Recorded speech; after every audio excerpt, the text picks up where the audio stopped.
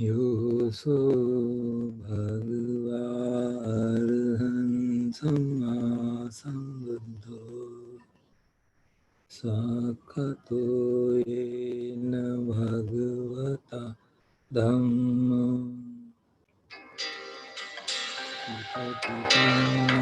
यस्य भगवतो सावकसङ्घो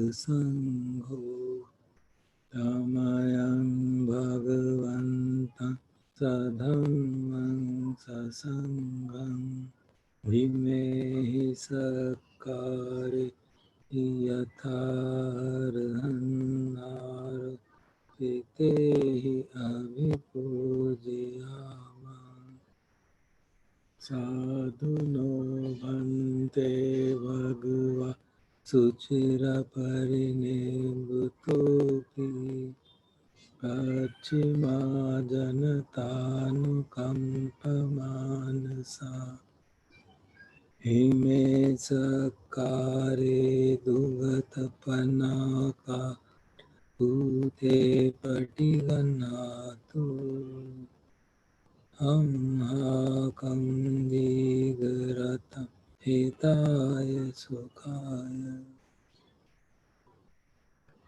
अर्हं सम्मा सम्बुद्धो भगवा बुद्धं भगवन्तं अभिवादेमि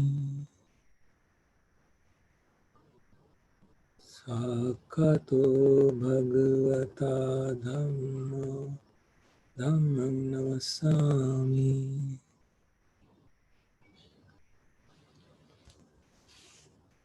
सुपटिपन्नो भगवतो सावकसङ्घो संघं नमामि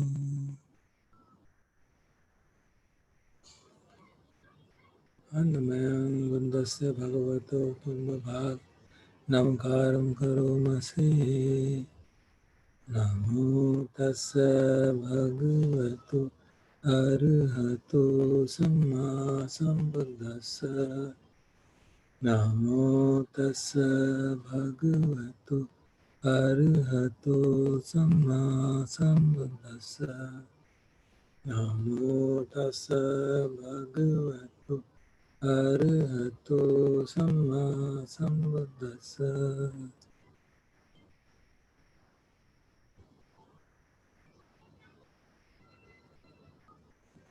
अन्नमयं बुद्धानुसतीनायं करोमि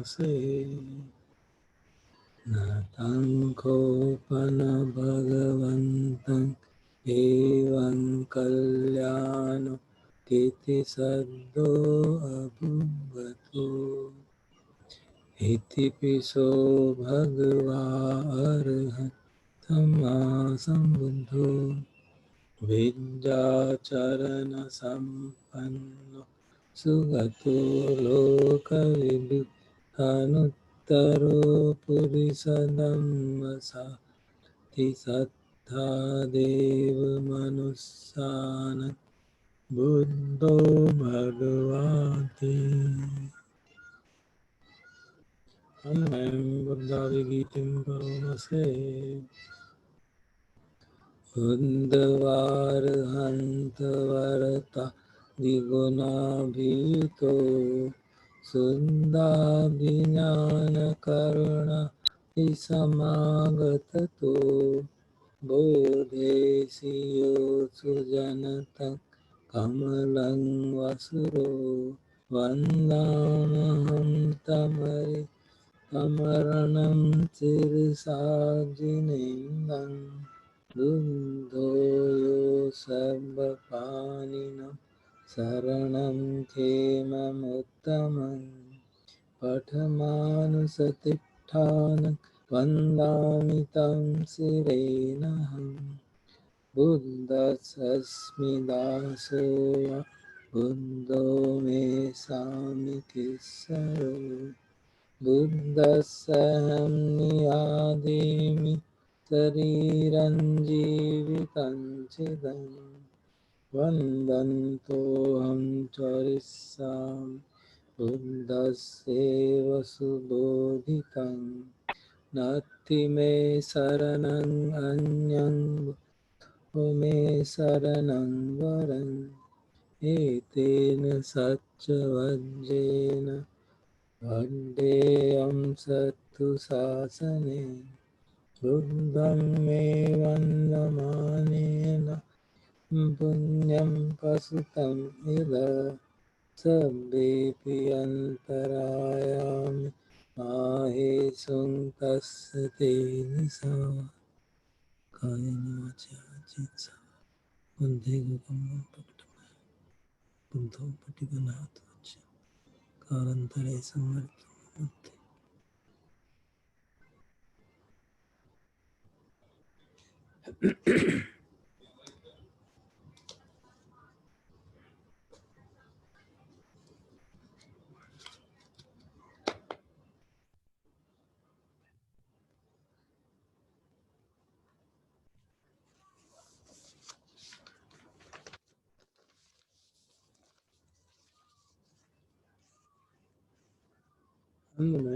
ब्रह्मानुसतिनायं करोमसे साक्षातो भगवता धम्मो सन्दिट्ठिको अकालिको एहि पस्सिको पनयिको पच्चत्तं वेदितव्यो ज्ञाहीति अन्मयं धम्माविसितिं करोमसे साक्षात् तादिगुणयोगवशेन सेयो यो मग्गपाकपरियतिविमुखभेदो ब्रह्मकुलोकपतन तदधारि वन्दाम्यहं तं वरदम्ममेतं धम्मो यो सर्वपाणिनं शरणं खेममुत्तमं द्वितीयानुसतिष्ठानं वन्दा तं शिरेणहं धम्मस्मि दासो धम्मो मे सामिकेश्वरो धम्मस्सहं नियादेमि शरीरं जीवितं चिदं वन्दन्तोऽहं चरिष्यामि धम्मस्यैव सुधम्मतं नास्ति मे शरणं अन्यं धम्मो मे शरणं वरम् एतेन सच्चवज्रेण वन्देऽहं सत्तु शासने धम्मं मे वन्दमानेन पुण्यं पसुतं निदत् तव्येऽपि अन्तरायामि माहेशं तस्य तेजसा कायेन वाचा चेतसा नम्येककुर्मं प्रकटमय धम्मो पटिगनाथोच्च कालान्तरे संवर्तमतम् अन्मयं सङ्गानुसतिनायं करोमसे सुपटिपन्नो भगवतो सावकसङ्घो उजुपटिपन्नो भगवतो सावकसङ्घो न्यायपटिपन्नो भगवतो सावकसङ्घो धामीचिपटिपन्नो भगवतो सावकसङ्घो यदिदं चत्तारि पुरुषयुगा अट्ठपुरुषपुङ्गला येषु भगवतो सावकसङ्घो आहुनेयो पाहुने दक्षिणेयो अञ्जलिकरणीयो अनुत्तरं पुण्यकृतं लोकसाति अन्मयं सदानुभूतिं करोमि सद्धम्मजो सुपटिपतिगुणादियुतो यो अष्टविधो हरिय पुंगल संग सेठु शीलादि धम्म पवरास अयचित्तो वन्दाम्यहं तमरियान् गणं सुशुद्धं सङ्घो यो सर्वपाणिनं शरणखेममुत्तमं तत्यानुसतिष्ठान् वन्दामि चं शिरेणहम् सङ्घर्षस्मि दासो सङ्घो मे सामिकिस्सरो सङ्घर्षं नियादेव शरीरं जीवितं चिदं वन्दन्तोऽहं चरिष्यामि सङ्घर्षोपटिपन्नतं नत्ति मे शरणं अन्यत् सङ्गो मे शरणं वरम् एतेन सत्यवञ्जेन वड्ढेयं सत्तु शासने सङ्घं मे वन्दमानेन यं पुण्यं प्रसुतं यदा सर्वेऽपि अन्तरायां माहेशं तस्य तेजसा कायेन च वचसा संघे भक्तमय संघो पठितनाथ वचन कालंतरे संवर्तम संघे।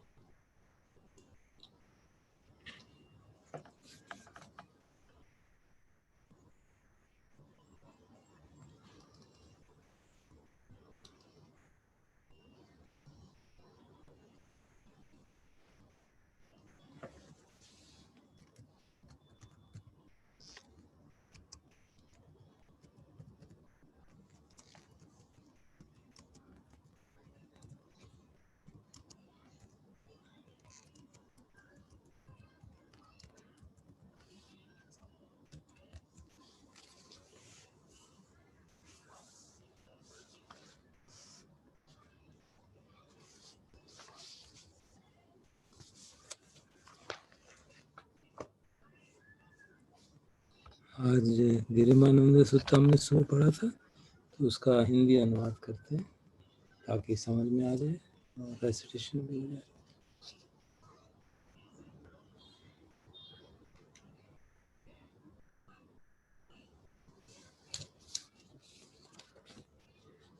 तो मैं इसका सिर्फ हिंदी अनुवाद ही पढ़ूंगा।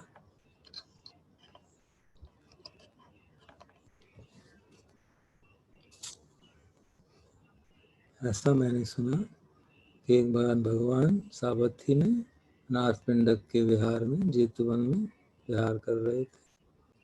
उस समय वेनरेबल गिरिमानंद बीमार थे, बहुत कष्ट में थे। तो वेनरेबल आनंद भगवान के पास गए और वहाँ झुककर उनको प्रणाम किया और एक तरफ बैठ गए और एक तरफ बैठे हुए भगवान से कहा, भगवान भंते गिरिमानंद बीमार हैं, बहुत सख्त कष्ट है उनको, बहुत अच्छा हो यदि आप उनके पास जाके करुणा के साथ मिल के आए।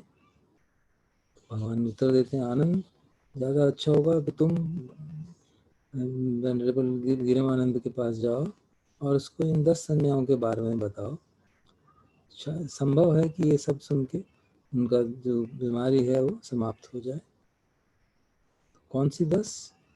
अनिच्छ संज्ञा, अनत्त संज्ञा, अशुभ संज्ञा, आदिनव संज्ञा, महान संज्ञा, विराग संज्ञा, निरोध संज्ञा, सब लोकों में किसी भी हर लोक के प्रति उनके में रति न होने की संज्ञा, उनके प्रति आकर्षण न होने की संज्ञा, और सभी संखारों के प्रति निर्वेद भाव होने की संज्ञा, और आनापान सती। तो फिर वो एक एक करके इनका बता रहे हैं। तो 10 जो पहली संज्ञा अनित्य संज्ञा क्या है? तो ऐसा है कि कोई भिक्षु जो है जंगल में जाता है या किसी पेड़ के नीचे रहता है या किसी शून्यागार में बैठता है और ध्यान करते हुए विचार करता है, ये रिफ्लेक्शन करता है, विवेचन करता है कि जो रूप है वो अनित्य है, वेदना अनित्य है, संज्ञा अनित्य है, जो संखार हैं वो भी अनित्य है, और जो विज्ञान है वो भी अनित्य है। और इस प्रकार वो सब अनुभव के अनित्य बोध की ओर, अनित्य होने के ओर ही उनका ध्यान रहता है। इसे आनंद कहा जाता है, अनित्य संज्ञा। अनित्य संज्ञा किसे कहते हैं?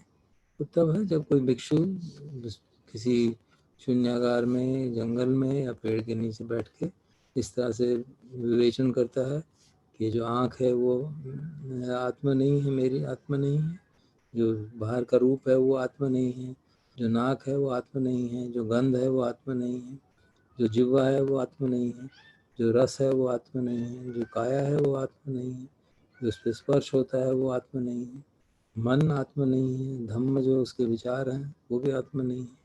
और इस प्रकार छह इंद्रियों को जो बाहर के विषय हैं और छह इंद्रियां हैं उनके प्रति समझता है कि उसमें कोई भी सार नहीं है। इसे अनात्म संज्ञा कहा जाता है। और किसे अशुभ संज्ञा किसे कहते हैं कि सुंदर नहीं, असुंदर की संज्ञा किसे कहते हैं?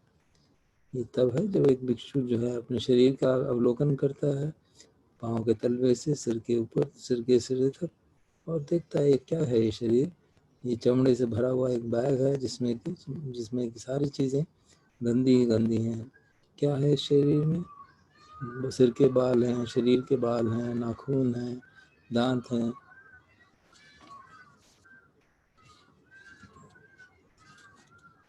त्वचा है, मांस है,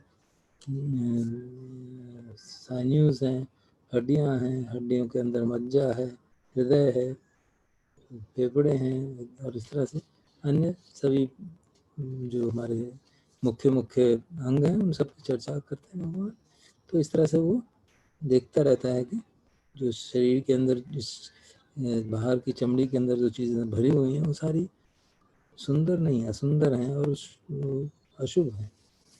इसे अशुभ संज्ञा कहा जाता है। और आदिनव संज्ञा क्या है कि खतरे की बात समझना, कमियां समझना। ये वैसा है कि जब कोई भिक्षु जाता है जंगल में, पेड़ के नीचे या शून्यागार में, और फिर विचार करता है इस तरह का, सब रिफ्लेक्टिव मेडिटेशन से विचार करता है कि शरीर में कितनी तरह के कष्ट होते हैं, कितनी तरह की परेशानियां होती हैं, नाना प्रकार की बीमारियां होती रहती हैं। और फिर उस समय जितनी भी बीमारियां जानी जाती थी उन सब के नाम दिए गए हैं। देखने की बीमारी, सुनने की, जिह्वा की, कान की, पेट की, तो सभी बीमारियां जो हैं उस समय जितनी भी उपलब्ध थी, शायद सभी बीमारियों का वर्णन करके वो कहते हैं कि वो दिखता है कि ये सब इतनी सारी बीमारियां हैं, इतने सारे कष्ट हैं शरीर के ऊपर, खतरा ही खतरा है। फिर आनंद पहान संज्ञा किसे कहते हैं? प्रहान करने की, अबंडन करने की। कहते हैं जब कोई भिक्षु जो है, जो विचार जागता है उसका कामनाओं का, उसको त्याग करता है, उसके पकड़ता नहीं है, उसको जाने देता है, उसको समाप्त होने देता है। और इसी तरह से कोई व्यापार का कोई दुर्भावना जागती है उसको भी देखता है और उसको समाप्त कर देता है। और कोई हिंसा की बात जागती है मन में विचार, तो उसको देखता है और उसको समाप्त कर देता है। इस तरह से कोई मन की और भी अनेक तरह की जो अकुशल धम्म जागते हैं उनको भी देखता है, उनको भी साफ कर देता है। इसको कहा जाता है पहान संज्ञा को समाप्त करने का काम। और विराग संज्ञा किसे कहते हैं? वैराग्य की। इसमें कोई भिक्षु जो है फिर जंगल के में जाता है, पेड़ के नीचे बैठता है या शून्यागार में बैठ के इस तरह का रिफ्लेक्शन करता है, विचार करता है, ध्यान करते हुए कि ये शांति है, ये बहुत उत्तम है। क्या है जो शांति है, क्या उत्तम है? कि सभी सब संस्कारों, सारे जितने संस्कार हैं उनका शमन करना, और सब उपाधि पटनी सब, जितनी भी उपाधियाँ हैं जो हमारी एक्विजिशन हैं, डिग्रियाँ हैं समझ लीजिए एक तरह से, उनको त्याग कर देता है। तन्हा खयो, तन्हा का भी छोड़ त्याग कर देता है, राग को त्याग कर देता है और निब्बान का अनुभव करता है। ये सचमुच में बहुत शांतिपूर्ण है, और इसको कहते हैं वैराग्य का परसेप्शन।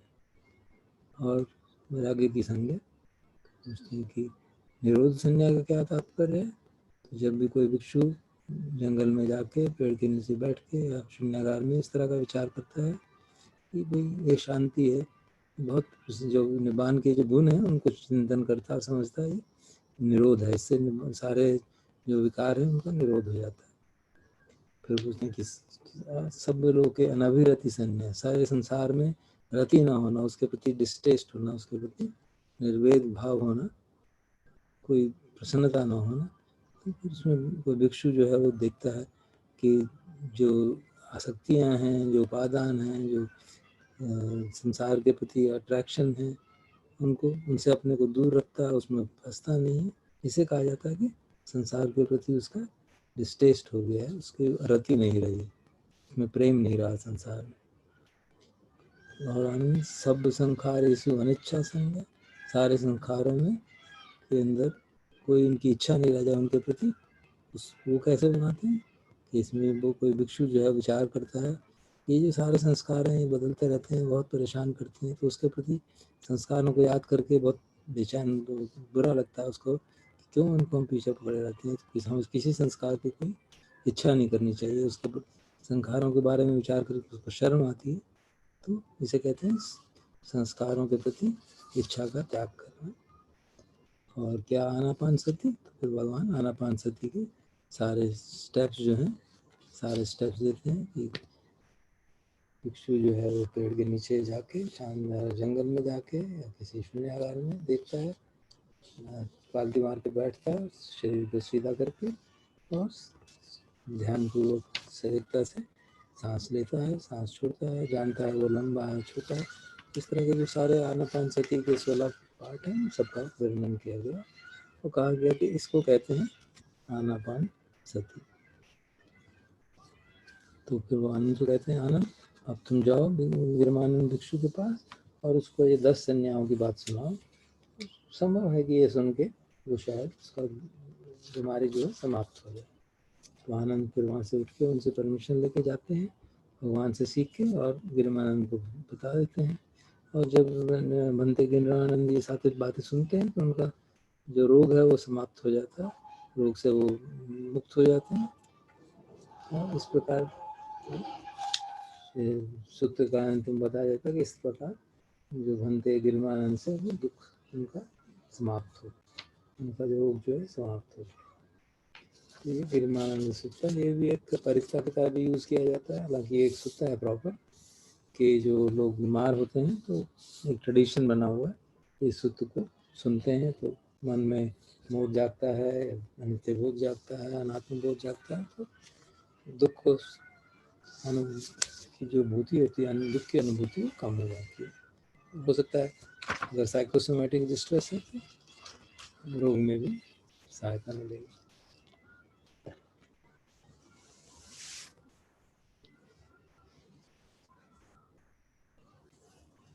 तो हम टॉक सुनते हैं।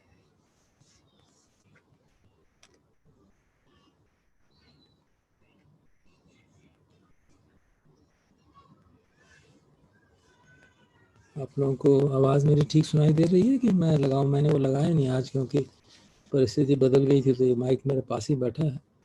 अगर आपको आवाज़ सुनाई नहीं दे रही तो मुझे बता दें प्लीज। सर आवाज क्लियर है, हल्का सा सिर्फ ऑडियो डिस्टरबेंस है बट ऑडिबल है क्लियरली। ओके ठीक।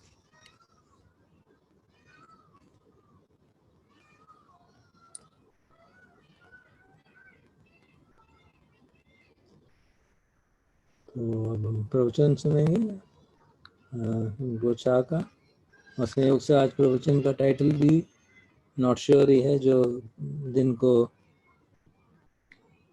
दीपक ने हमें समझाया था। This is the 51st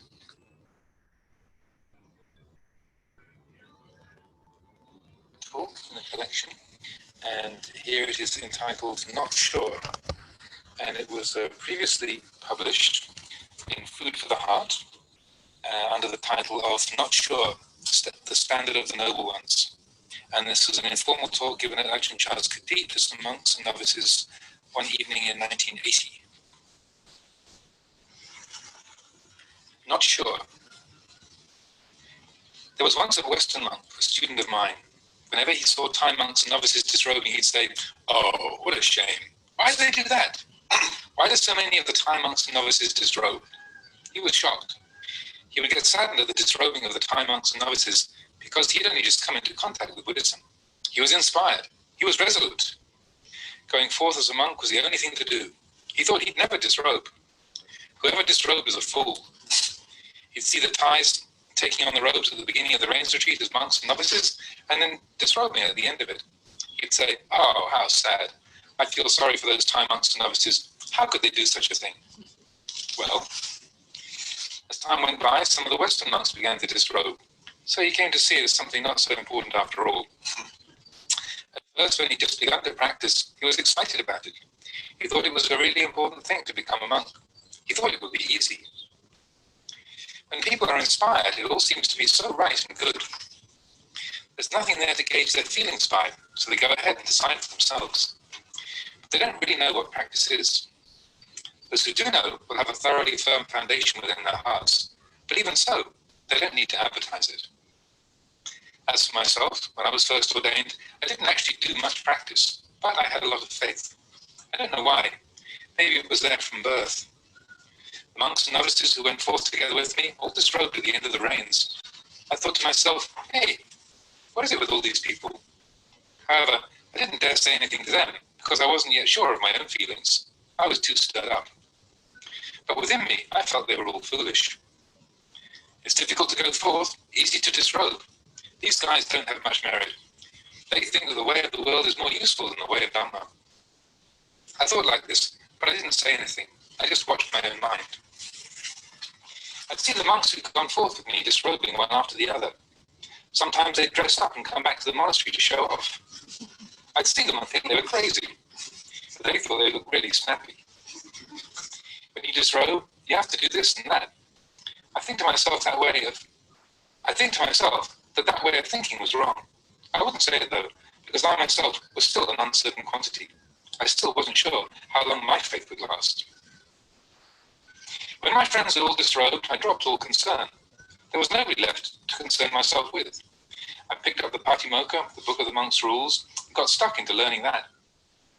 There was nobody left to distract me and waste my time, so I put my heart into the practice. Still, I didn't say anything, because I felt that to practice all one's life, maybe 70, 80, or even 90 years, and to keep up a persistent effort without slackening up or losing one's resolve, seemed like an extremely difficult thing to do.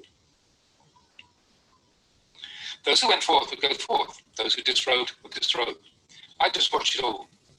I didn't concern myself whether they stayed or went. I watched my friends leave, but the feeling I had within me was that these people didn't see clearly. That Western monk probably thought like that. He'd see people coming to become monks for only one rains retreat, and then he'd get upset. Later on, he reached a stage which we call bored. Bored with the holy life. He let go of the practice and eventually disrobed.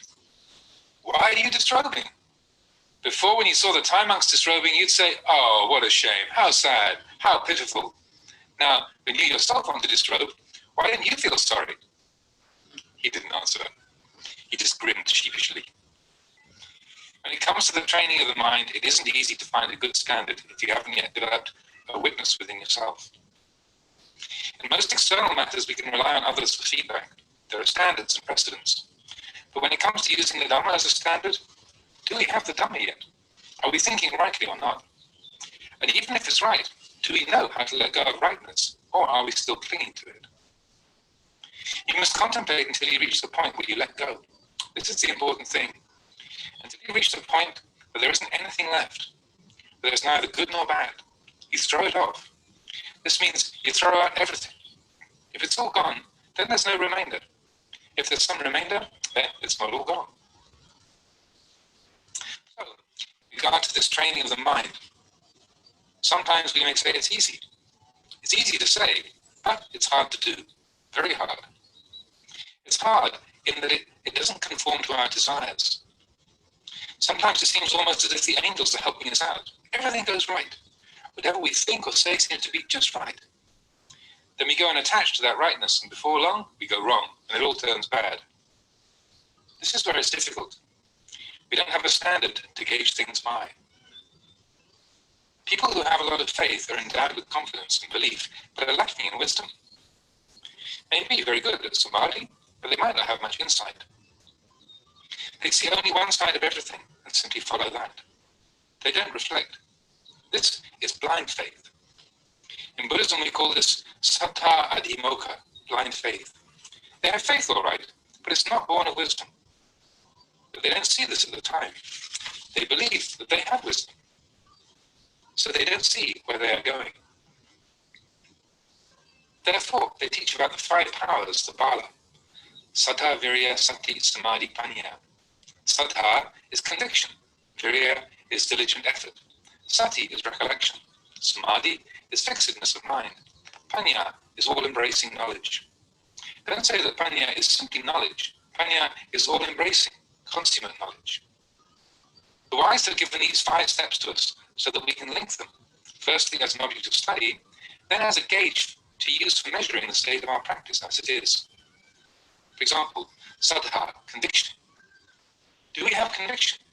Have we developed it yet? Virya, do we have diligent effort or not? Is our effort right or is it wrong? We must consider this. Everybody has some sort of effort, but does our effort contain wisdom or not? Sati is the same. Even a cat has sati. When it sees a mouse, sati is there. The cat's eyes stare fixedly at the mouse. This is the sati of a cat. Everyone has sati. Animals have it. Delinquents have it. Sages have it. Samadhi, fixedness of mind. Everybody has this as well. A cat has it when its mind is fixed on grabbing the mouse and eating it. It has fixed intent. That sati of the cat is sati of a sort.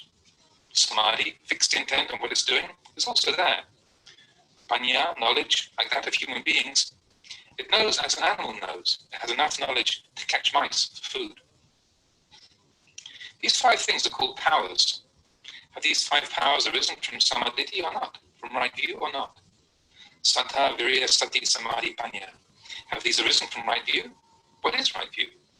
What is our standard for gauging right view? We must clearly understand this. Right view is the understanding that all these things are uncertain. Therefore, the Buddha and all the noble ones don't hold fast to them. They hold, but not fast. They don't let that holding become an identity. The holding which doesn't lead to becoming is that which isn't tainted with desire. Without seeking to become this or that, there is simply the practice itself. When you hold on to a particular thing, is there enjoyment or is there displeasure? If there's pleasure, do you hold on to that pleasure? If there's dislike, do you hold on to that dislike? Some views can be used as principles for gauging our practice more accurately. For instance, knowing views such as one is better than others, or equal to others, or more foolish than others. Knowing them all as wrong views. We may feel these things, but we also know them with wisdom, that they simply arise and cease. Seeing that we are better than others is not right. Seeing that we are equal to others is not right. Seeing that we are inferior to others is not right. The right view is the one that cuts through all of this. So, where do we go to? If we think we are better than others, pride arises. It's there, but we don't see it. If we think we're equal to others, we fail to show respect and humility at the proper times. If we think we're inferior to others, we get depressed, thinking we are inferior, born under a bad sign, and so on. We're still clinging to the 5 khandhas. It's all simply becoming and birth. This is one standard for gauging ourselves by.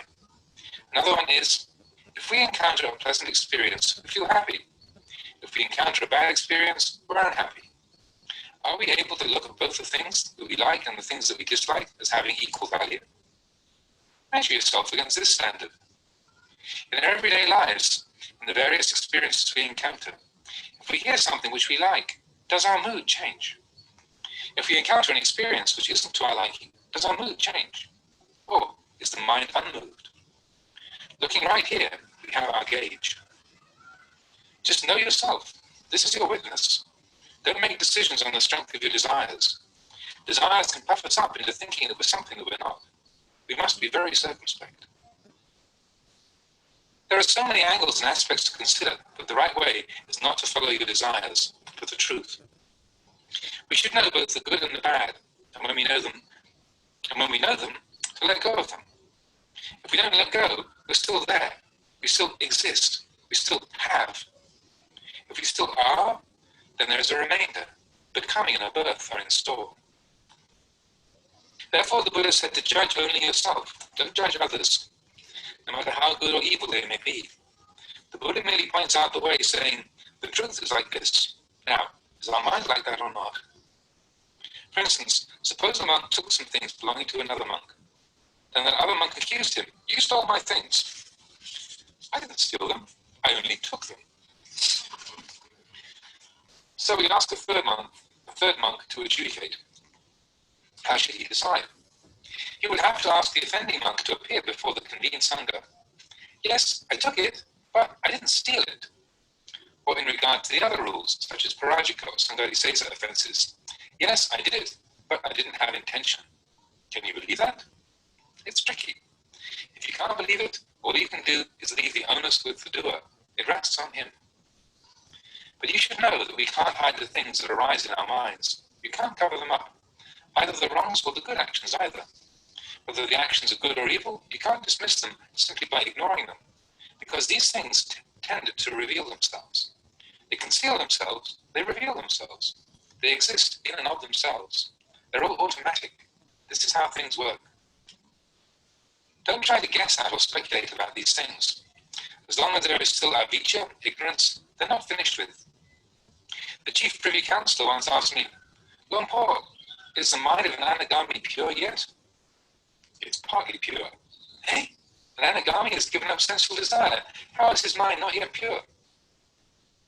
He may have let go of sensual desire, but there's still something remaining, isn't there? There's still avijja. If there's still something left, then there's still something left. It's like the bhikkhu's alms bowls. There are a large-sized large bowl, a medium-sized large bowl, a small-sized large bowl. Then a large-sized medium bowl, a medium-sized medium bowl, and a small-sized medium bowl. Then there's a large-sized small bowl, a medium-sized small bowl, and a small-sized small bowl. No matter how small it is, there's still a bowl there, right? That's how it is with this. Sotapanna, Sakadagami, Anagami, they've all given up certain defilements, but only to their respective levels. Whatever still remains, those noble ones don't see. If they could, then they'd all be arahants. They still can't see all. Avijja is that which doesn't see. If the mind of the anagami was completely straightened out, he wouldn't be an anagami. He'd be fully accomplished. But there is still something remaining.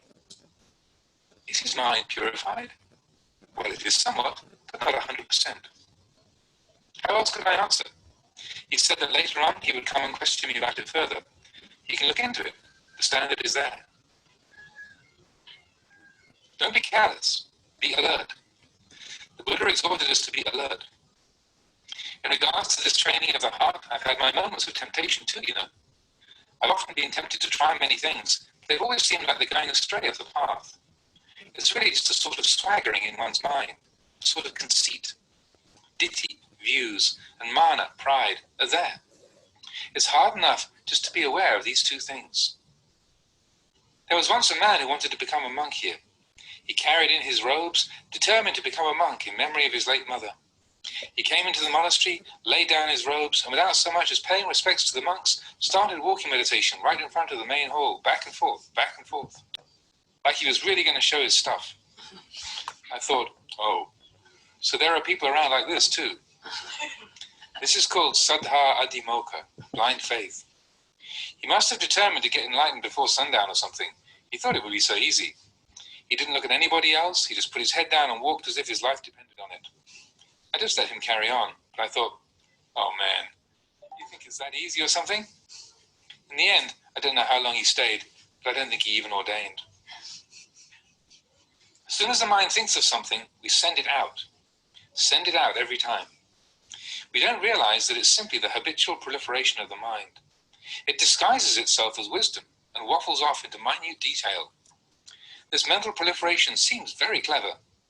If we didn't know, we'd mistake it for wisdom. But when it comes to the crunch, it's not the real thing. When suffering arises, where is that so-called wisdom then? Is it of any use? It's only proliferation after all. So, stay with the Buddha.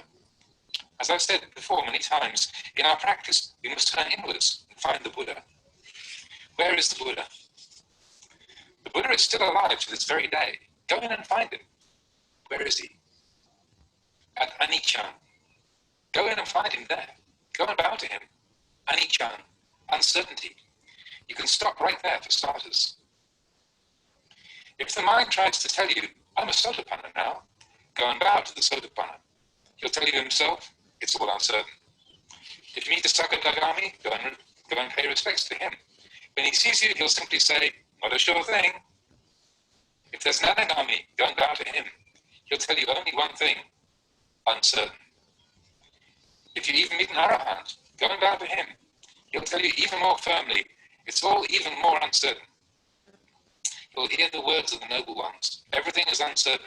Don't cling to anything. Don't just look at the Buddha like a simpleton. Don't cling to things, holding fast to them without letting go. Look at things as functions of the apparent and then send them on to transcendence. That's how you must be. There must be appearance and there must be transcendence. So I say, go to the Buddha. Where is the Buddha? The Buddha is in the Dhamma. All the teachings in this world can be contained in this one teaching, Anicca. Think about it. I searched for over 40 years as a monk, and this is all I could find. That and patient endurance. This is how to approach the Buddha's teaching. Anicca, it's all uncertain. No matter how sure the mind wants to be, just tell it, not sure. Whenever the mind wants to grab onto something as a sure thing, just say, it's not sure, it's transient. Just ram it down with this. Using the Dhamma of the Buddha, it all comes down to this. It's not that it's merely a momentary phenomenon. Whether standing, walking, sitting, or lying down, you see everything in this way. Whether liking arises or dislike arises, you see it all in the same way. This is getting close to the Buddha, close to the Dhamma. Now I feel that this is a more valuable way to practice. All my practice from the early days up to the present time has been like this. I didn't actually rely on the scriptures, but then I didn't disregard them either. I didn't rely on a teacher, but then I didn't exactly go it alone. My practice was all neither this nor that. Frankly, it's a matter of finishing off. That is, practicing to the finish by taking out the practice and seeing it to completion. Seeing the apparent and also the transcendent. I've already spoken of this, but some of you may be interested to hear it again. If you practice consistently and consider things thoroughly, you'll eventually reach this point. At first, you hurry to go forward, hurry to come back, and hurry to stop. You continue to practice like this until you reach the point where it seems that going forward is not it, coming back is not it, and stopping is not it either. It's finished. This is the finish. Don't expect anything more than this. It finishes right here. Kinasavo, one who is completed. He doesn't go forward, he doesn't retreat, and he doesn't stop. There's no stopping, no going forward, and no coming back. It's finished. Consider this. Realize it clearly in your own mind. Right there, you'll find that there is really nothing at all. Whether this is old or new to you depends on you, on your wisdom and discernment. One who has no wisdom or discernment won't be able to figure it out. Just take a look at trees, like mango or jackfruit trees. If they grow up in a clump, one tree may get bigger first, and then all the others will bend away, growing outwards from that bigger one. Why does this happen? Who tells them to do that? This is nature. Nature contains both the good and the bad, the right and the wrong. You can either incline to the right or incline to the wrong. If we plant any kind of trees at all, if we plant any kind of trees at all close together, the trees which mature later will branch away from the bigger tree. How does this happen? Who determines it thus? This is nature, or Dhamma. Likewise, tanha, craving, leads us to suffering. Now, if we contemplate it, it'll lead us out of desire. We will outgrow tanha. By investigating tanha, we'll shake it up, making it gradually lighter and lighter until it's all gone. The same as the trees. Does anybody order them to grow the way they do? They can't talk or move around, and yet they know how to grow away from obstacles. Wherever it's cramped and crowded and growing is difficult, they bend outwards. Right here is Dhamma. We don't have to look at a whole lot. One who is astute will see the Dhamma in this. Trees by nature don't know anything. They act on natural laws. Yet they do know enough to grow away from danger, to incline towards a suitable place. Reflective people are like this. We go forth into the homeless life because we want to transcend suffering. What is it that makes us suffer? If we follow the trail inwards, we'll find out. That which we like and that which we don't like are suffering. If they're suffering, then don't go so close to them. Do you want to fall in love with conditions or hate them? They're all uncertain. When we incline towards the Buddha, all this comes to an end. Don't forget this. And patient endurance. Just these two are enough. If you have this sort of understanding, this is very good. Actually, in my own practice, I didn't have a teacher to give as much teachings as all of you get from me. I didn't have many teachers. I ordained in an ordinary village temple and lived in village temples for quite a few years. In my mind, I conceived the desire to practice. I wanted to be proficient. I wanted to train. There wasn't anybody giving any teaching in those monasteries, but the inspiration to practice arose. I traveled and I looked around. I had ears, so I listened. I had eyes, so I looked. Whatever I heard people say, I'd tell myself, not sure. Whatever I saw, I told myself, not sure. But when the tongue contacted sweet, sour, salty, pleasant or unpleasant flavors, or feelings of comfort or pain arose in the body, I tell myself, this is not a sure thing. And so I lived with Dhamma. In truth, it's all uncertain. But our desires want things to be certain. What can we do? We must be patient. The most important thing is khanti, patient endurance. Don't throw out the Buddha, what I call uncertainty. Don't throw that away. Sometimes I go to see old religious sites with ancient monastic buildings designed by architects, built by craftsmen. In some places they'd be cracked. Maybe one of my friends would remark, "Oh, such a shame, isn't it? It's cracked." I'd answer, if that weren't the case, then there would be no such thing as the Buddha. There'd be no Dhamma. It's cracked like this because it's perfectly in line with the Buddha's teaching. Really, down inside, I was also sad to see those buildings cracked, but I'd throw off my sentimentality and try to say something that would be of use to my friends and to myself. Even though I also felt that it was a pity, still I tended towards the Dhamma. If it wasn't cracked like that, there wouldn't be any Buddha. I'd say it really heavy for the benefit of my friends. Perhaps they weren't listening, but still, I was listening. This is a way of considering things which is very, very useful. For instance, say someone were to rush in and say, "Luang Por, do you know what so-and-so just said about you?" Or, "He said such and such about you." Maybe you even start to rage. As soon as you hear words of criticism, you start getting these moods every step of the way. As soon as we hear words like this, we may start getting ready to retaliate. But on looking into the truth of the matter, we may find that, no, they said something else after all. And so it's another case of uncertainty. So why should we rush into and believe things? Why should we put our trust so much in what others say? Whatever we hear, we should take note of. Be patient. Look into the matter carefully and stay straight. It's not that we write whatever pops into our heads as some sort of truth. Any speech which ignores uncertainty is not the speech of a sage. Remember this.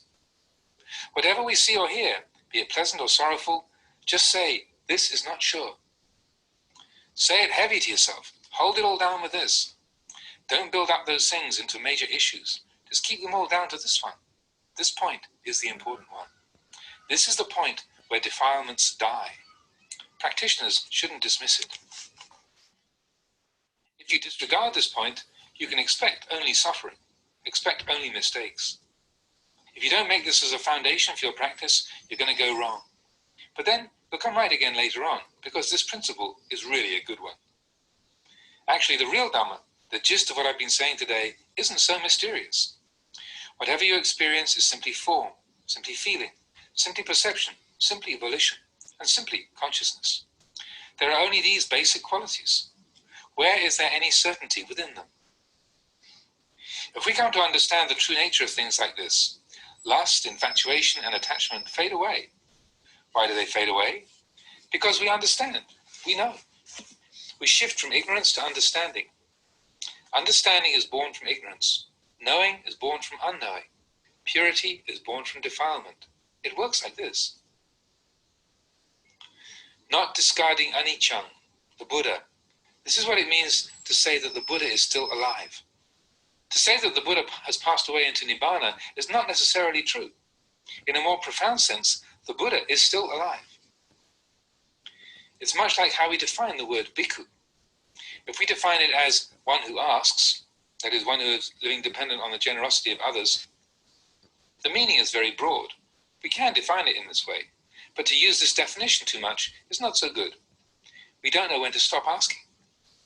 If we were to define this word in a more profound way, we would say a bhikkhu is one who sees the danger of samsara. Isn't this more profound? It doesn't go in the same direction as the previous definition. It runs much deeper. The practice of Dhamma is like this. If you don't fully understand it, it becomes something else again. When it's fully understood, then it becomes priceless. It becomes a source of peace. When we have sati, we are close to the Dhamma. If we have sati, we will see anicca, the transience of all things. We'll see the Buddha and transcend the suffering of samsara. If not now, then sometime in the future. If we throw away the attribute of the noble ones, the Buddha or the Dhamma, our practice will become barren and fruitless. We must maintain our practice constantly, whether we're working or sitting or simply lying down. When the eye sees form, the ear hears sound, the nose smells an odor, the tongue tastes a flavor, or the body experiences sensation. In all things, don't throw away the Buddha. Don't stray from the Buddha. This is how to be one who has come close to the Buddha, to be one who reveres the Buddha constantly. We have ceremonies for revering the Buddha, such as chanting in the morning, Arahang Samma Sambuddho Bhagava. This is one way of revering the Buddha, but it's not revering the Buddha in such a profound way as I've described here. It's the same with the word bhikkhu. If we define it as one who asks, then they keep on asking because it's defined like that. To define it in the best way, we should say bhikkhu, one who sees the danger of samsara. Revering the Buddha is the same. Revering the Buddha by merely reciting Pali phrases as a ceremony in the mornings and evenings is comparable to defining the word bhikkhu as one who asks. If we incline towards anicca, dukkha, and anatta, whenever the eye sees form, the ears hear sound, the nose smells an odor, the tongue tastes the flavor, the body experiences sensation, or the mind cognizes mental impressions, at all times, this is comparable to defining the word bhikkhu as one who sees the danger of samsara. It's so much more profound, cuts through so many things. If we understand this teaching, we will grow in wisdom and understanding. This is called patipada. Develop this attitude in the practice and you'll be on the right path. If you think and reflect in this way, even though you may be far from your teacher, you will be close to him. If you live close to the teacher physically, but your mind has not yet met him, you'll spend your time either looking for his faults or adulating him. If he does something which suits you, you say he's good. And that's as far as your practice goes. You won't achieve anything by wasting your time looking at someone else. But if you understand this teaching, you can become a noble one in the present moment. That's why this year, 25-22, 1979, I've distanced myself from my disciples, both old and new, and not given much teaching, so that you can all look into things for yourselves as much as possible.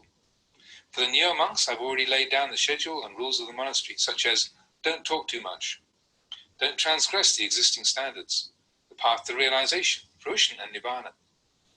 Anyone who transgresses these standards is not a real practitioner, not one who has a pure intention to practice. What can such a person ever hope to see? Even if he slept near me every day, he wouldn't see me. Even if he slept near the Buddha, he wouldn't see the Buddha if he didn't practice. So, knowing the Dhamma or seeing the Dhamma depends on practice. Have confidence. Purify your own heart. If all the monks in this monastery put awareness into their respective minds, we wouldn't have to reprimand or praise anybody. We wouldn't have to be suspicious of or favor anybody.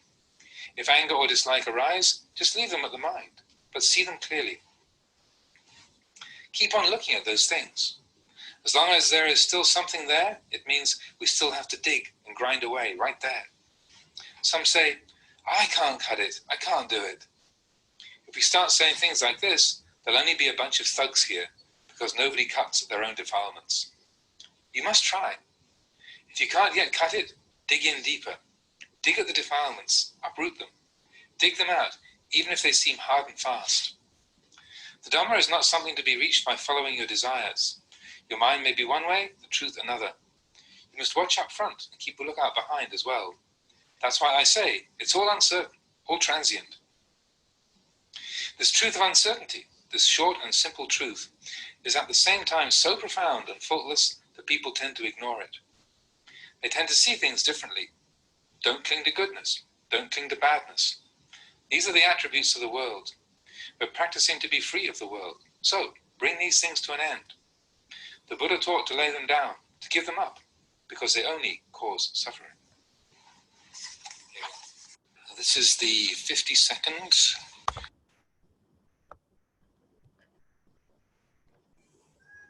This is the 57th thought in this collection. Toilets on the path.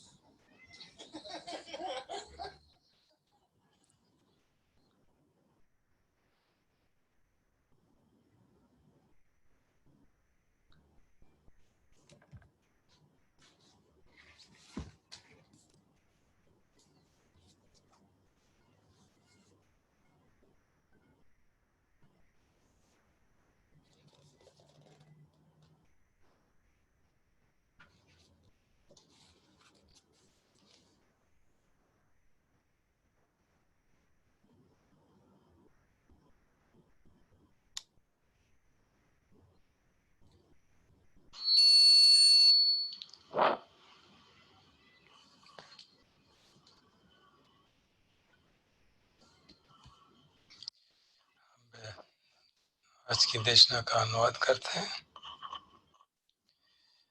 तो शुरुआत उन्होंने एक अपने पाश्चात्य भिक्षु से की। बताया कि जब भी वो देखता था कि थाई भिक्षु जो हैं और सामनेरा जो हैं वो डिसरोब हो रहे हैं तो उसको बहुत बुरा लगता था। वो हमेशा कहा करते थे कि कितनी दुख की बात है, इनको ये समझ क्यों नहीं आता है, क्यों डिसरोब हो रहे हैं। उसकी उस समय प्रेरणा बहुत थी उसमें और भिक्षु बनना ही उसको लगता था जो बहुत महत्वपूर्ण बात है। और वो कभी सोच भी उस समय असर से लगता था कि वो कभी भी डिसरोब नहीं करेगा,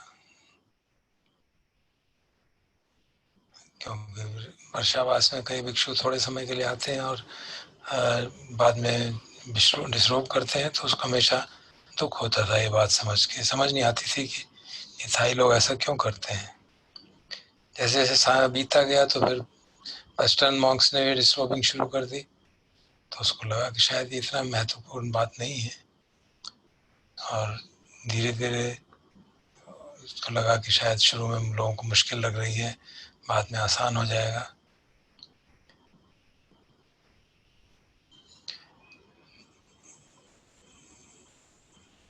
क्योंकि शुरू में वो काफ़ी एक्साइटेड था साधना के बारे में, उसको लगता था यही बहुत महत्वपूर्ण बात है और ये शायद बहुत आसान है। जब लोग इंस्पायर्ड होते हैं तो सब कुछ ठीक और अच्छा ही लगता है, कोई भी समझ नहीं आता कि,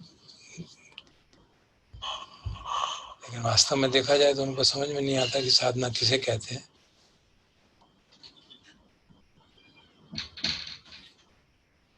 जहाँ तक मेरा सवाल है, जब मैं भिक्षु बना तो मेरे बहुत साधना नहीं करता था, बस मेरे में श्रद्धा बहुत थी, मालूम नहीं कैसे थी, शायद जन्म से थी। मेरे साथ जितने भिक्षु बने, सामने बने, सभी डिसरोब हो गए वर्षावास के बाद। मुझे समझ नहीं आया कि क्यों कैसा कर रहे हैं। बस मैंने उनसे कुछ कहा नहीं, मैं सिर्फ अपने अंदर यही समझता रहा कि ये लोग सचमुच में मूर्ख हैं, इनके अंदर इतनी पारमी नहीं है कि ये सभी भी समझते हैं कि संसार ज़्यादा महत्वपूर्ण और धर्म उतना महत्वपूर्ण नहीं है।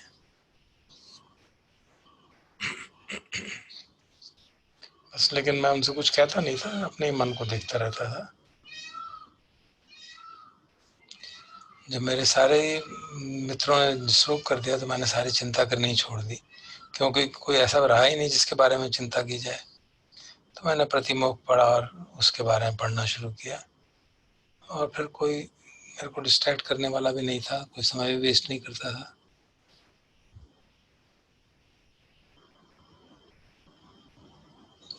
फिर भी मुझे लगता था कि लंबे समय तक सारा जीवन 70-80 साल कोई जीता है और निरंतरता से अभ्यास करता रहे, मैं वीर्य बना के रखे, सचमुच में काफी मुश्किल बात है।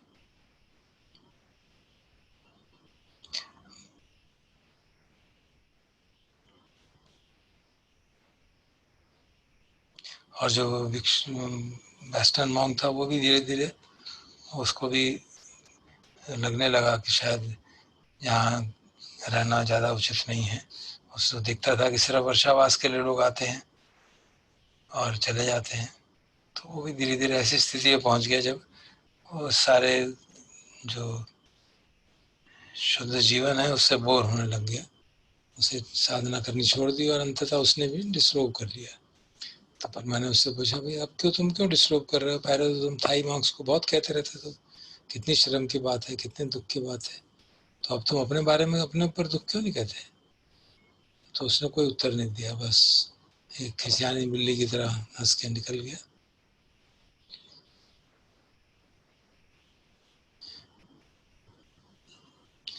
जब मन की ट्रेनिंग की बात आती है तो आप अपने एक अच्छा एवेल्युएशन नहीं कर सकते जब तक कि आपने अपने आप को देखने की बात ठीक से अनुभव नहीं कर ली, आपने एक विटनेस एटीट्यूड डेवलप नहीं किया। अगर आप बाहर की चीज़ों पे ही रिलाई करेंगे फीडबैक के लिए तो दिक्कत होती है।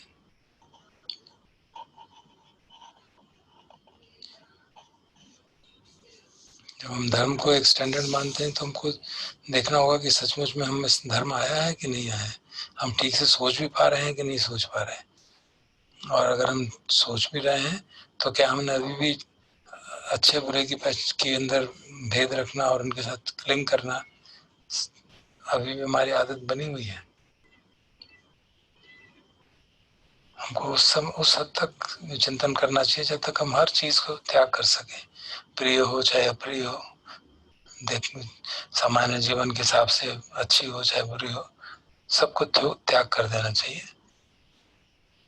ताकि जब सब कुछ छोड़ देंगे तो कुछ भी बचेगा नहीं, और जब कुछ बचता नहीं है तो सचमुच में मन की ट्रेनिंग पक्की होने लगती है।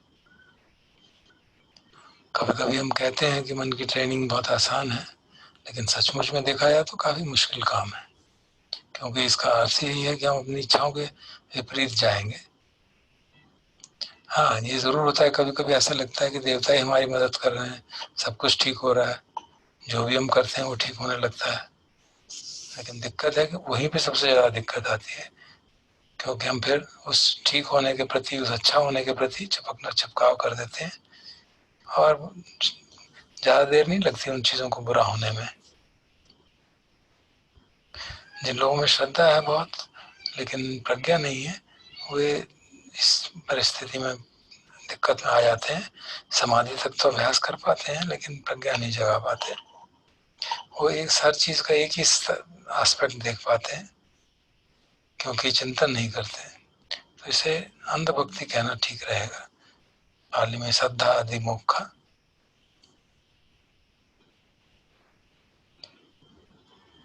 तो इसलिए 5 बलों की बात कही जाती है, श्रद्धा, वीर्य, सती, समाधि, प्रज्ञा। श्रद्धा जो है वो हमारी विश्वास है, वीर्य है एफर्ट, मेहनत, सती है सजगता, समाधि है चित्त की एकाग्रता, और प्रज्ञा है एक और एम्ब्रेसिंग नॉलेज। केवल ज्ञान नहीं है, एक विजडम है जो कि हमारे अंदर आई है। ये 5 बल हमें बताए गए हैं और हम देख सकते हैं कि वो सब आपस में जुड़े हुए हैं।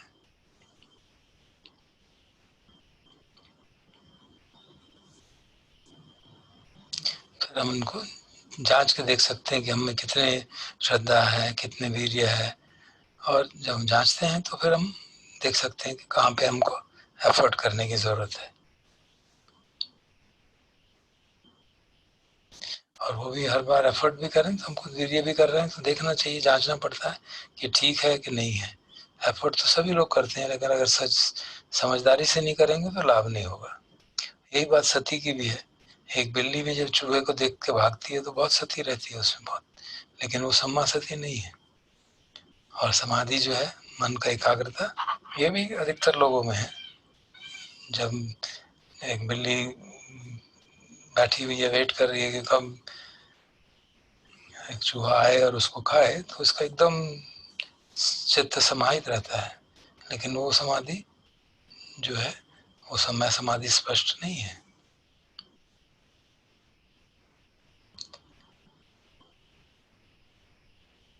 और देखा जाए तो ये सारी जो 5 शक्तियां हैं, 5 बल हैं, ये सब दृष्टि से ही उत्पन्न हुए हैं।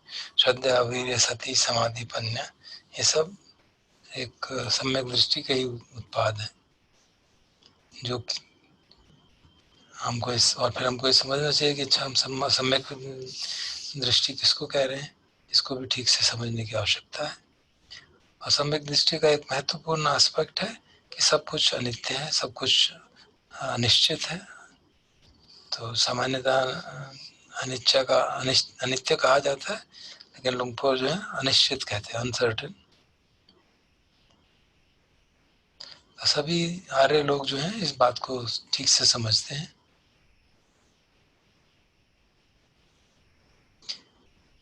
वो चीज़ों को इस्तेमाल करते हैं, लेकिन उनसे चिपकते नहीं हैं।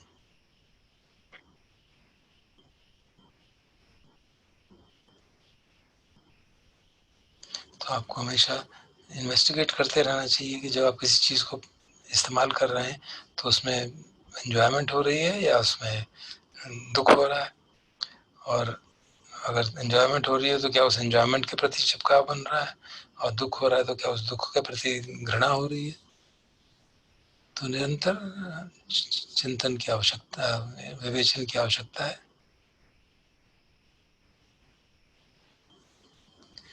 एक और तरीका जिससे हम जांच सकते हैं अपनी सम्यक दृष्टि को, कि अगर हम समझते हैं कि हम दूसरों से अच्छे हैं या दूसरों से बुरे हैं या दूसरों के बराबर हैं, तो ये भी एक मिथ्या दृष्टि है। सम्यक दृष्टि इन सब चीज़ों के प्रति, क्योंकि इसमें अहम का भाव रहता है, सारी चीज़ों से काट देती है इस तरह की सोच को। क्योंकि अगर हम किसी को, अपने को दूसरों से सुपीरियर मानते हैं तो अहंकार जागता है, इन्फीरियर मानते हैं तो डिप्रेशन जागता है, और बराबर मानते हैं तो जिनको हमको इज्जत देनी चाहिए उनको इज्जत नहीं देते। तो ये एक और स्टैंडर्ड है हमें जांचने का। और एक और स्टैंडर्ड हमें जांचने का सम्यक दृष्टि का है कि अगर हमें कोई प्रिय अनुभव होता है और हम बहुत खुश होते हैं, अप्रिय अनुभव होता है, बहुत दुखी होते हैं, तो हमको जांचना चाहिए क्या हम दोनों को, प्रिय अप्रिय को एक जैसा समझते हैं, उनको एक जैसी वैल्यू देते हैं। ये बहुत महत्वपूर्ण स्टैंडर्ड है जो हमको अपने सामान्य जीवन में देखना चाहिए। कोई प्रिय बात लगती है तो कैसा मूड होता है, अप्रिय लगती है तो मूड कैसा बोलता है। या है कि हमारा मूड जो है एकदम एक जैसा रहता है, चाहे कोई प्रशंसा हो चाहे क्रिटिसिज्म हो। तो ये जांचने की बात है। तो कई सारे आयाम हैं, कई सारे एस्पेक्ट हैं सम्यक दृष्टि के। और एक महत्वपूर्ण आयाम एक और है कि जो हमारी इच्छाएं हैं, जो हमारी तृष्णाएं हैं, उनको फॉलो नहीं करना चाहिए। जो सत्य है उसको फॉलो करना चाहिए। हमें जानना चाहिए क्या ठीक है क्या गलत है, और दोनों को ही त्याग कर देना चाहिए। किसी के साथ भी कोई चिपकाव रखने का, आसक्ति रखने की ठीक नहीं है।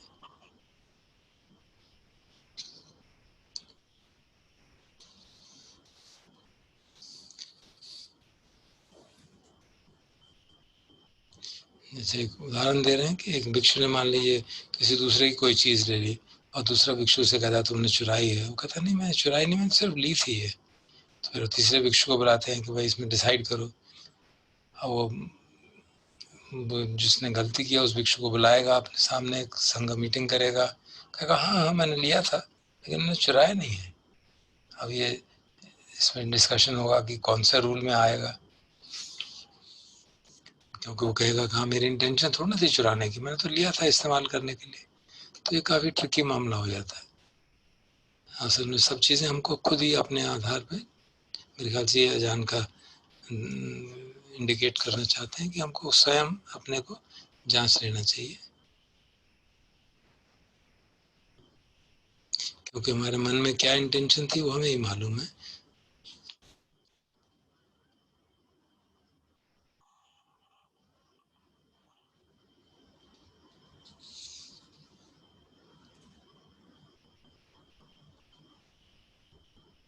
एक बार एक चीफ प्रीवी काउंसलर जो संघ के होते हैं वो आए थे और उनसे पूछने लगे कि लुंगपोर जो अनागामी है उसका मन शुद्ध हो गया कि नहीं? तो उन्होंने उत्तर दिया, नहीं, पूरी तरह शुद्ध नहीं हुआ। अरे, अनागामी ने तो सारे सेंसुअल डिजायर छोड़ दिए, तो उसके मन में शुद्धता क्यों नहीं है? तो समझाते हैं कि उसने काम इच्छाएं छोड़ दी होंगी, लेकिन फिर भी अविद्या रह गई है और अस्मि भान रह गया है। तो जब तक कुछ अविद्या है तो तब तक वो पूरी तरह शुद्ध कैसे होगा?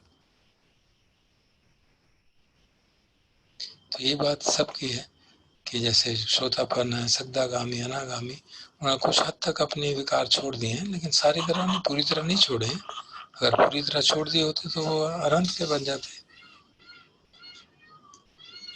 तो शुद्ध तो है, लेकिन जैसे कहे 100% शुद्ध नहीं हुआ है। वो कहते हैं कि इसलिए आप कभी भी केयरलेस नहीं होना चाहिए, अलर्ट रहना चाहिए।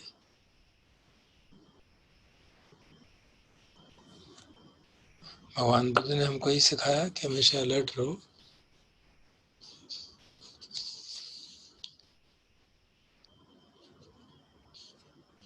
मेरे भी अपने ऐसे क्षण थे जब मैं टेम्पटेशन में बह जाता था,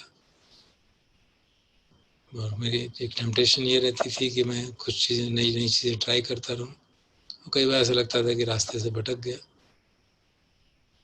वो भी एक तरह का कंसीट है, एक तरह का दिट्ठी है, मान है। और लेकिन क्योंकि अगर आप सजग रहेंगे तो उनको जान सकते हैं, लेकिन काफ़ी मुश्किल है इन चीज़ों के बारे में, मान और दिट्ठी के बारे में जानना। तो एक और उदाहरण उस तरह का दे रहे हैं कि एक भिक्षु, एक आदमी था जो भिक्षु यहाँ बनने आया चाहता, वो अपने चीवर लेके आया और उसने कहा कि मैं अपनी माता के याद में भिक्षु बनना चाहता हूँ। वो आया, उसने चीवर रखे और किसी को प्रणाम तक नहीं किया और वॉकिंग मेडिटेशन शुरू कर दी हॉल के सामने, जैसे कि वो बिल्कुल अभी दिखा रहा है कि वो कितना पहुंचा हुआ है। तो मैंने सोचा, अरे ऐसे भी लोग हैं इस दुनिया में। तो इसी को कहते हैं ब्लाइंड फेथ, श्रद्धा अधिमुख। उसने सोचा होगा कि बस शाम होते होते मैं एनलाइटन हो जाऊंगा। उसने किसी की और कुछ नहीं देखा, ना ही किसी के आगे प्रणाम किया, और चलना शुरू कर दिया, जैसे कि सारा जीवन उसका उस चलने पे निर्भर करता हो। मैंने उसे करने दिया जो वो करना चाहता था। बस सोचता रहा, अरे तुम्हें लगता है इतना आसान है?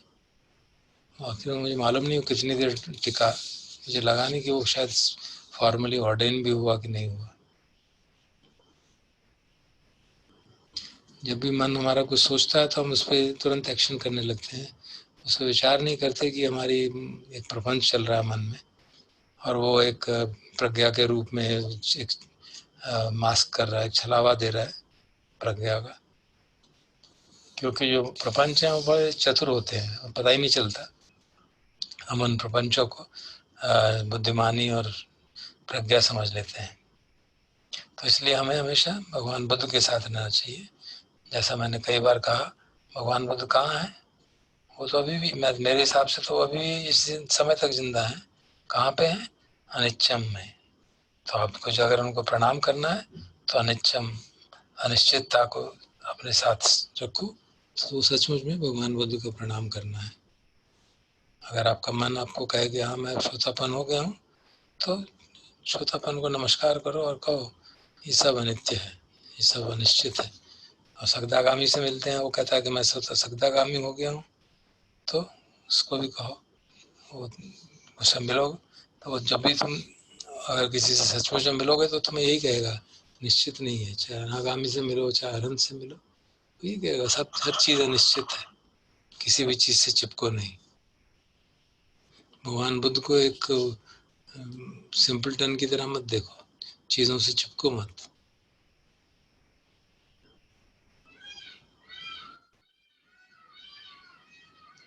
जब मैं कहता हूँ भगवान बुद्ध के पास जाओ, तो कहाँ है बुद्ध?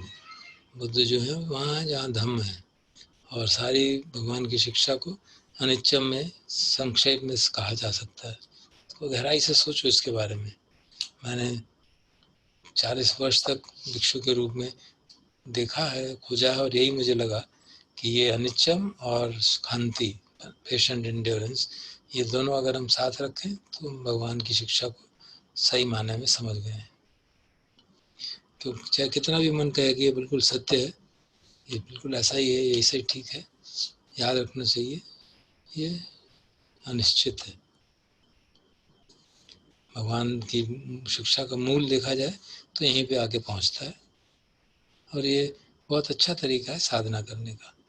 मेरी सारा ही साधना बचपन से शुरू से लेकर आज तक इसी के ऊपर आधारित रही है। मैंने ज़्यादा जो स्क्रिप्चर्स हैं उन पर विश्वास नहीं किया, उनके ऊपर रिलाई नहीं किया, हालांकि उनके प्रति मेरा आदर भी है। ना ही मैंने किसी टीचर पे ज़्यादा रिलाई किया, और ना ही मैं बिल्कुल अकेला गया। मेरी प्रैक्टिस ना ये रही ना वो रही। मुख्य बात तो यह है कि इस साधना को समाप्त करना है, ऐसी साधना लेनी जिससे कि हम इस संसार से ऊपर उठ सकें। मैं कई बार पहले भी बोल चुका हूँ कि साधना निरंतरता से करनी चाहिए, और करोगे तो पहुंच जाओगे। कई बार शुरू में आप बहुत तेजी से दौड़ते हैं, फिर वापस आते हैं, फिर रुकते हैं, तो इस तरह से करते करते एक स्थान आता है जब तुम्हें लगता है कि अब कहीं आगे जाने की ज़रूरत नहीं, कहीं पीछे जाने की ज़रूरत नहीं, कहीं रुकने की ज़रूरत नहीं। और तब जब ऐसा लगने लगता है तो समझ लीजिए कि आपकी साधना परिपूर्ण हो गई, आप खीन आसव हो गए, जिसने कि सारे आसवों को समाप्त हो गए। जो खीन आसव हो जाता है उसको ना आगे जाने की ज़रूरत है, ना पीछे जाने की, ना रुकने की। सब प्रकृति के अनुसार अपने आप चीज़ें होती रहती हैं। ये मेरे शब्द उसमें जोड़ रहा हूँ समझाने के लिए।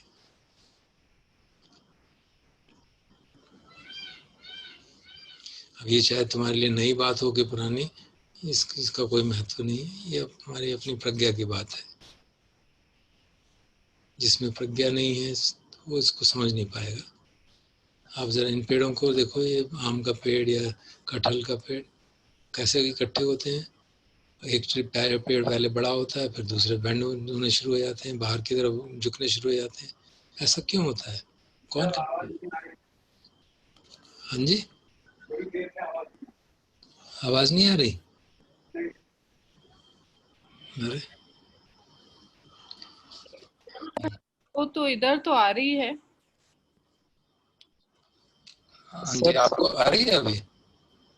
जी सर, आ रही है सर, आवाज में कभी कोई प्रॉब्लम नहीं आया। अच्छा, वो फिर राजेंद्र जी के यहाँ कुछ दिक्कत हो।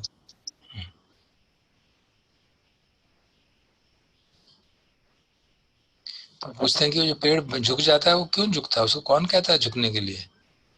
तो कहते हैं कि तो प्रकृति का नियम है, प्रकृति उन्हें अपने आप डिटर्मिन बता देती है कि किस तरफ झुकना है। जो प्रकृति है उसमें ठीक गलत सब अपन जुड़ रहा है। पेड़ों का टेढ़ होना और सीधा होना दोनों ही चीजें पॉसिबल हैं। जब पेड़ आसपास आ जाते हैं, कुछ जल्दी बढ़ते हैं, कुछ नहीं बढ़ते, और अपने आप वो बैंड होते रहते हैं। ये प्रकृति का नियम है, इसी धर्म है। इसी तरह से तृष्णा जो है वो दुख को जन्म देती है। अगर हम इसमें विचार करें तो ये हमको तृष्णा से बाहर ले जाएगा। तो इन्वेस्टिगेट करेंगे तन्हा को तो ऐसा संभव होगा। वैसे ही है, ये प्रकृति का नियम ऐसा ही है जैसे पेड़ों के साथ नियम है। कोई पेड़ों को कहता थोड़ा ना कि इस तरह से बढ़ो, इस तरह से ग्रो करो, लेकिन उनमें एक क्षमता होती है कि जहाँ कहीं रुकावट आए उसको देख के अपना रास्ता बदल दो। ठीक इसी तरह से धर्म की भी बात है, हमें समझना चाहिए धर्म को ठीक से। पेड़ तो कुछ जानते नहीं है, वो केवल प्रकृति के नियमों के अनुसार अपने आप उनमें चेंज होता रहता है। लेकिन जो समझदार लोग हैं वो विचार करते हैं, देखते हैं बात को, कहाँ ऑब्स्ट्रक्शन है, और उसको अवॉइड करने की कोशिश करते हैं। हम लोग जैसे गृह त्यागी बने, क्यों बने? क्योंकि हम दुख को त्याग करना चाहते हैं, क्योंकि हमें मालूम है कि किस दिशा में दुख है और किस दिशा में दुख से मुक्ति है।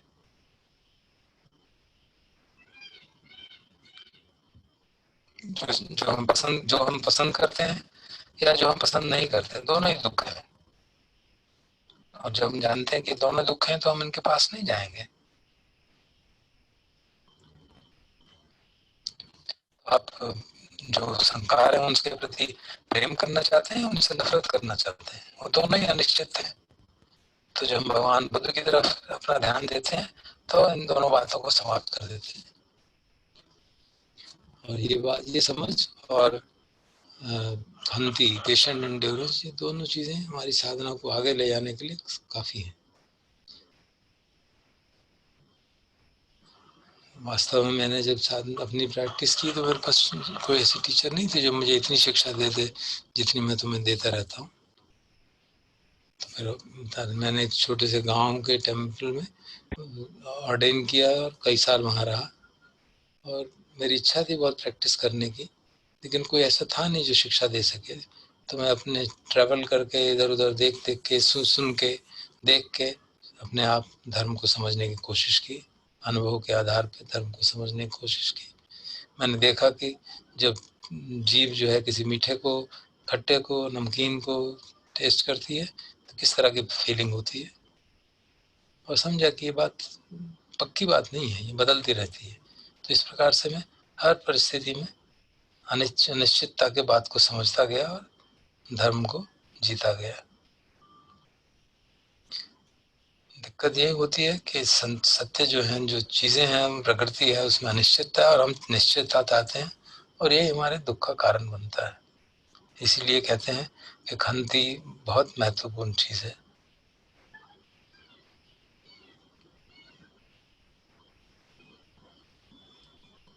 मैं एक बार बार तुमसे कहता हूँ कि भगवान बुद्ध को फेंको मत। जिसको मैं अनिश्चितता कह रहा हूँ वही भगवान बुद्ध है। तो फेंको मत उसको, उसको साथ रखो अपने। कई बार मैं पुराने जो रिलीजियस साइटें देखने जाता हूँ तो कई बार लोग कहते हैं अरे इसमें तो क्रैक हो गया, कितनी दुख की बात है। तो मैं अपने साथियों से कहा करता था, अरे क्रैक नहीं होता तो भगवान बुद्ध की शिक्षा कैसे आती। हाँ, मुझे भी ऐसे दुख होता था कि बिल्डिंग क्रैक हो गई, लेकिन मैं अपनी सेंटिमेंट्स को छोड़ के अपने दोस्तों को समझाने के लिए ऐसा कहता रहता था कि अगर ये बिल्डिंग क्रैक नहीं होती तो भगवान बुद्ध तो होते ही नहीं।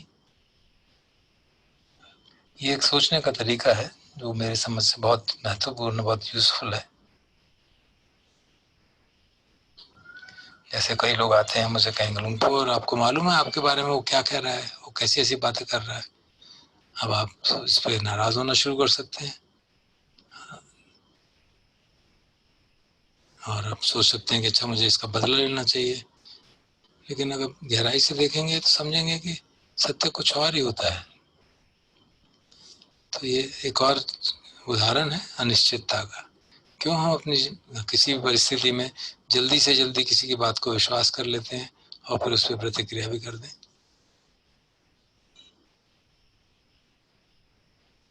जो कुछ भी हमारे मन में उपजता है वो सत्य थोड़ा ना होता है।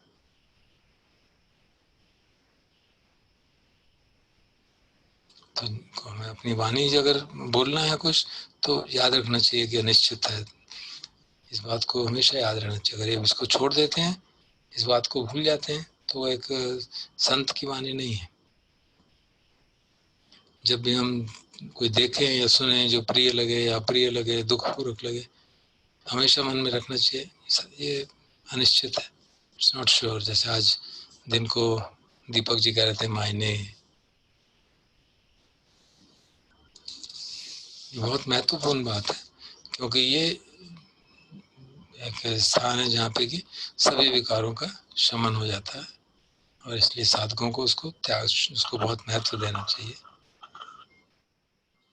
महत्व नहीं देंगे तो केवल दुख ही आएगा, साथ में गलतियां ही होती रहेंगी। वास्तव में जो मैं आज आपको कह रहा हूँ वो कोई बहुत मिस्टीरियस चीज नहीं है, क्योंकि जो भी आप अनुभव करते हैं वो तो रूप, वेदना, संज्ञा, संखारा ही होता है। और ये सब चीजें क्या, इनमें कहाँ की निश्चितता है, सब जो अनिश्चित है ना। तो जब हम सब चीजों का स्वरूप इस तरह से समझ जाते हैं तो उनके प्रति अटैचमेंट कम होने लगती है, क्योंकि हम समझ गए कि इनमें कोई सार नहीं है। तो हम अविद्या से विद्या की ओर बढ़ते हैं और मुक्ति के रास्ते पे आगे बढ़ने लगते हैं। हमारी जो विकार हैं वो कम होने लगते हैं। अगर अनित्यम को ठीक से समझते नहीं है, अनिश्चितता को ठीक से समझते नहीं है, तो अगर अनिश्चितता को हम छोड़ते नहीं है तो हम समझते हैं कि भगवान बुद्ध जो है अभी भी जीवित है। ये कहना कि भगवान बुद्ध निर्वाण में चले गए एक व्यवहारिकता के लिए सत्य है, लेकिन एक और गहरा सत्य है कि वो भी इस रूप में, अपनी शिक्षा के रूप में, अनिश्चितता की शिक्षा के रूप में जीवित है। इसी तरह जैसे भिक्षु का अगर हम मतलब निकालें, वो जो भिक्षा मांगता है, तो बड़ी सामान्य सी बात हुई, लेकिन अगर हम ये अर्थ निकालें कि वो जो संसार में डेंजर देखता है, तो बहुत बड़ी बात हो जाती है। तो इसी प्रकार से हम भगवान बुद्ध के बारे में समझ सकते हैं। जब हमारे में सती है तो हम धर्म के नज़दीक हैं, और सती होगी तो हम अनिश्चय को बात को समझ जाएंगे, अनिश्चितता को, अनित्यता को तो हम समझ जाएंगे। हम बुद्ध को, भगवान बुद्ध को देखेंगे और फिर संसार से ऊपर उठ जाएंगे। और अगर हम इस महत्वपूर्ण बात को त्याग कर देंगे तो वो ऐसा ही है जैसे कि हम आर्य लोगों को, भगवान बुद्ध को और धम्म को त्याग रहे हैं, तो हमारी साधना फलीभूत नहीं होगी।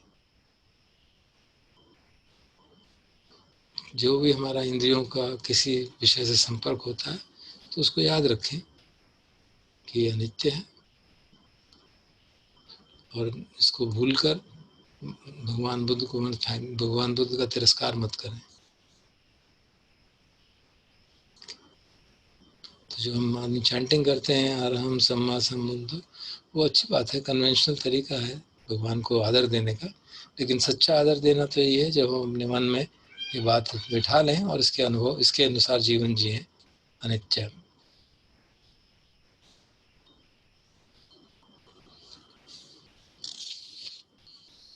तो इस प्रकार से अगर हम साधना करते हैं तो ये सचमुच में पटिपदा है, और अगर ऐसे करेंगे तो आप ठीक मार्ग पर चल रहे होंगे। अगर आप टीचर के साथ भी रह रहे हैं लेकिन मन आपका अभी इधर उधर घूमता रहता है और अनित्य बोध की बात समझ में नहीं आई है, तो उसका कोई लाभ नहीं होगा। तो आप उसके साथ रहेंगे तो भी या तो आप उसको प्रशंसा करेंगे या उसकी गलतियां दुखते रहेंगे। तो असली टीचर के साथ रहने का तात्पर्य है कि आप उसकी जो आर्य लोगों की टीचिंग है अनिच्चम की, वो अपने जीवन में उतारें। इसीलिए मैंने इस साल अपने सभी शिष्यों, पुराने नए, सबसे अपने को दूर कर लिया। कोई टीचिंग मैं नहीं देता, मैं चाहता हूँ कि वो सब अपने अंदर ठीक से देखें। बस मैंने अपने मोनेस्ट्री का शेड्यूल बना दिया है, जैसे और मुख्य बातें बना दी हैं कि जो हमारे विनय है उसको नहीं तोड़ना है, ज़्यादा बात नहीं करनी है, क्योंकि जो इनका विनयों को तोड़ेगा तो वो सच्चा साधक नहीं है।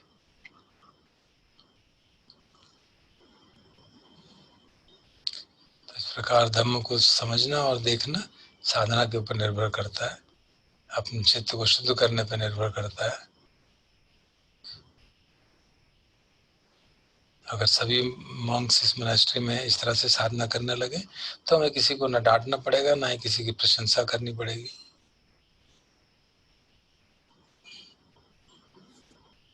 और अगर आपके मन में कभी गुस्सा आए, नफरत जागे, तो उसको देख लो और जाने दो।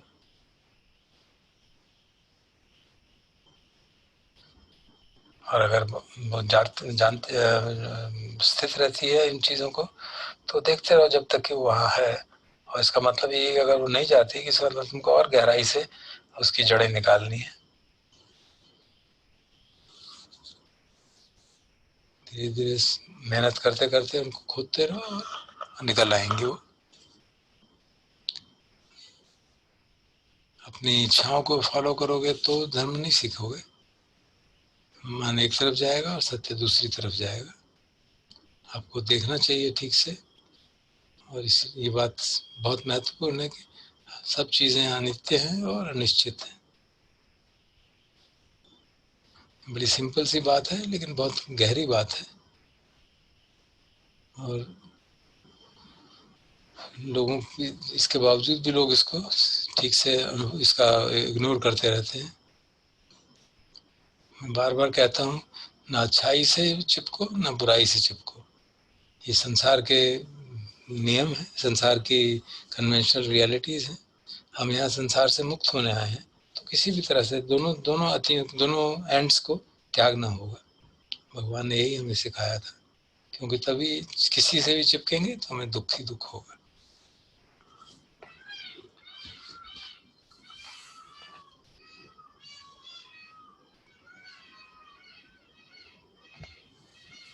समय काफी हो गया, तो क्या से डिटेल में नहीं कर पाएंगे। करुणा ब्रह्म विहार सुबह कर लेंगे। अभी संक्षेप में क्लोजिंग होमेज करते हैं।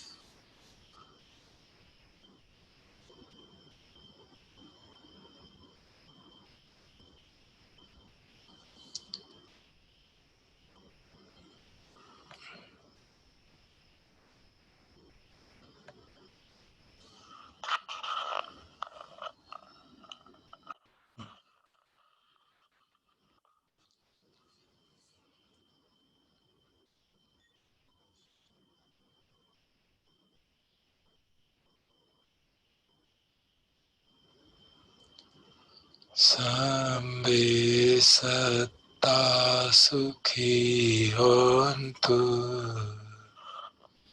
sambe hontu chakemino, save bhadrani passantu, ma kinchi papamagama, ma kinchi sukamagama, ma kinchi dukhamagama.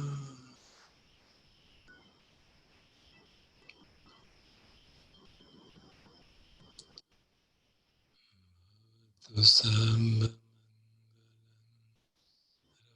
Kantu Sambha Devata Sambha Buddhanubhavena Sada Sutti Bhavantu Te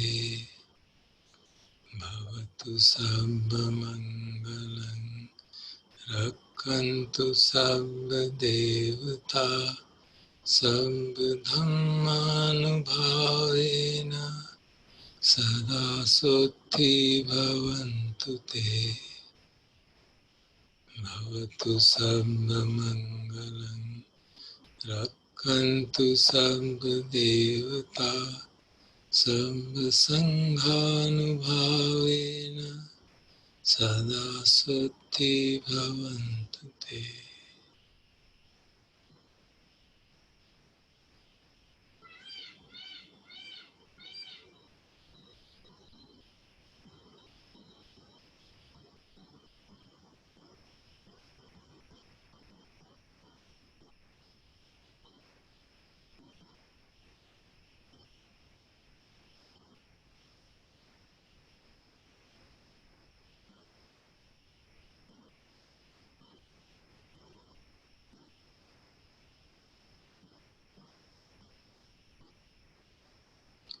Arahant Samma Sambuddho Bhagava Buddhang Bhagavantang Abhivade Sakkhato Bhagavata Dhammang Namassami Supatipanno Bhagavato Savaka Sangho Sanghang Namami.